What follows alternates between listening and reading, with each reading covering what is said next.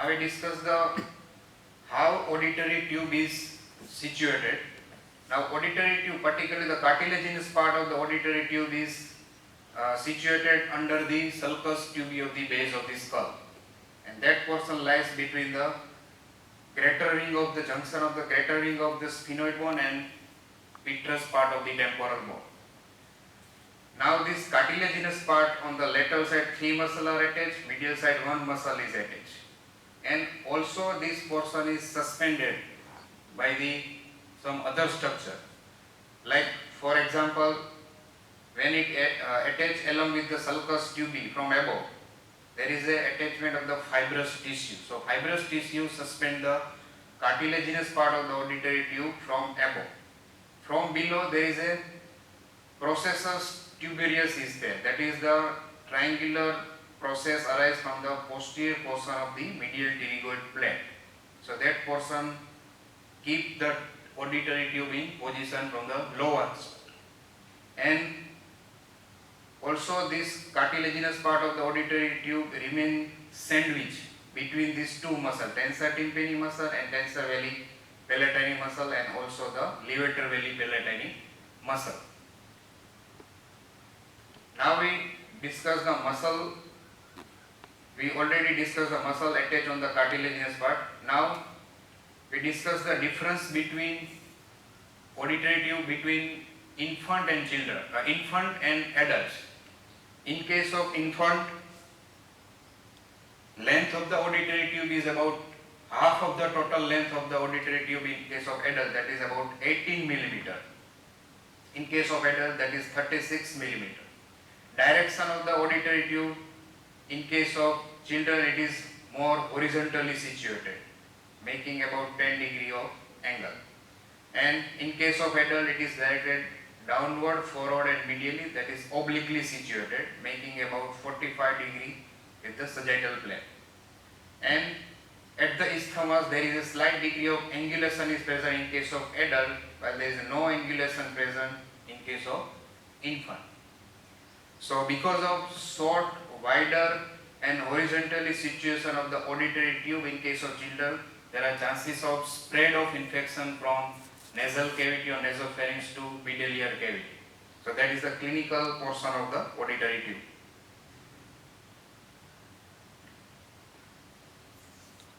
So this is about the peculiarity of the auditory tube in case of infant. Now in case of bony part of the auditory tube, structure which lies above this, so that portion lies above the auditory tube, that is the canal for tensor tympani muscle, through which tensor tympani muscle is passes and attached on the cartilaginous part from the medial side. So that portion lies above the bony part of the auditory tube. And in case of lower part, there is a presence of the tympanic plate, and posteromedially there is a presence of carotid canal, and through which internal carotid arteries passes.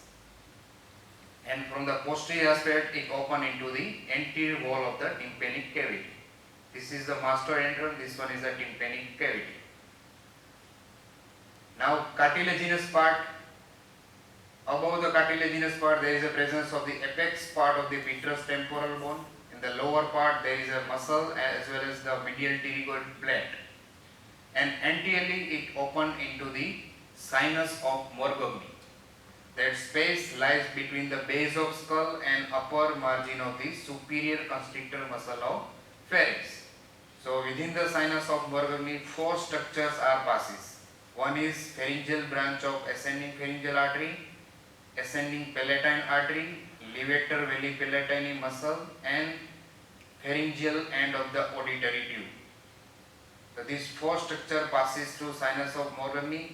Then it pierces the 2 fascia, that is the buccopharyngeal fascia and pharyngobasilar fascia, and finally it open into the lateral wall of the nasopharynx. And behind the lateral wall of the nasopharynx, above and posterior part, there is a slightly elevation is there. So that is called as a tubal elevation. And inside the tubal elevation, there is a collection of the submucous layer containing the collection of aggregation of lymphatic tissue, that is called as a tubal tonsil. So in case of infant and children, this tubal elevation is not prominent like in adult.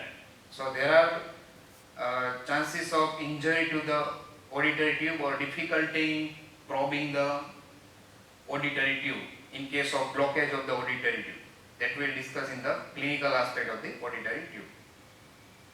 So this one is the broad wide medial lamina of the auditory tube, and this one white color is the narrow lateral lamina of the auditory tube. Now both the lamina are fused on the above part, but in case of lower part and lateral part it is open, and that can be closed by the fibrous membrane. That's why auditory tube is a mucus lined osseo-fibrocartilaginous tube. So osseo-fibrocartilaginous channel which connect the lateral wall of the nasopharynx with the anterior wall of the middle ear cavity. In short, it has perform the several functions like protection of the middle ear cavity as well as nasopharynx, also equalize the air pressure of the on either side of the tympanic membrane, and also it protects from other disturbances occurring in the nasopharyngeal environment as well as in the loud sound. So main function of the auditory tube is it equalize the air pressure between the nasopharynx and middle ear cavity. Now we discuss the blood supply of the auditory tube. So that is supplied by the branches from the middle meningeal artery and artery of the pterygoid canal. Both are the branches of the maxillary artery, and that is a branch of external carotid artery. And third branch, that is the ascending pharyngeal branch, that is the branch of external carotid artery. Venous drainage, that is via pterygoid and pharyngeal venous plexus. Lymphatic drainage of the auditory tube, that is into the retropharyngeal group of lymph node behind the pharynx, and also the upper deep cervical group of lymph node. That is the lymphatic drainage of the auditory tube. Now supply of the auditory tube. Entire tube except the pharyngeal end supplied by the glossopharyngeal nerve via tympanic plexus, and pharyngeal, near the pharyngeal opening, that portion of the auditory tube supplied by the pharyngeal branch of the pterygopalatine ganglion carrying the fibers from the maxillary nerve. So this is about the blood supply, nerve supply of the auditory tube. Now the final portion, that is the clinical aspect of the auditory tube. First one is sometimes the auditory tube or eustachian tube is blocked due to the inflammation of the tubal tonsil. So in these cases there is a pressure inside the medial ear cavity is gradually decreased. So there is a blockage of the auditory tube occurs. So that causes the retraction of the tympanic membrane, and it causes the symptom like the severe earache and difficulty in the hearing. So this portion remaining long time, so that causes the decrease in the air pressure in the inside the middle ear cavity. But that condition may be corrected by the introduction of the air via this metallic catheter, that is called as a eustachian catheter, to open the eustachian tube. Second clinical aspect of the auditory tube is, as I already told, that is in case of children, auditory tube is horizontally situated. That's why there are chances of spread of infection from nasopharynx or nasal cavity to the middle ear cavity, and that is also called as a secondary infection of the auditory tube. So that condition is called as a eustachian catarrh, and that condition is more common in the children. So thank you.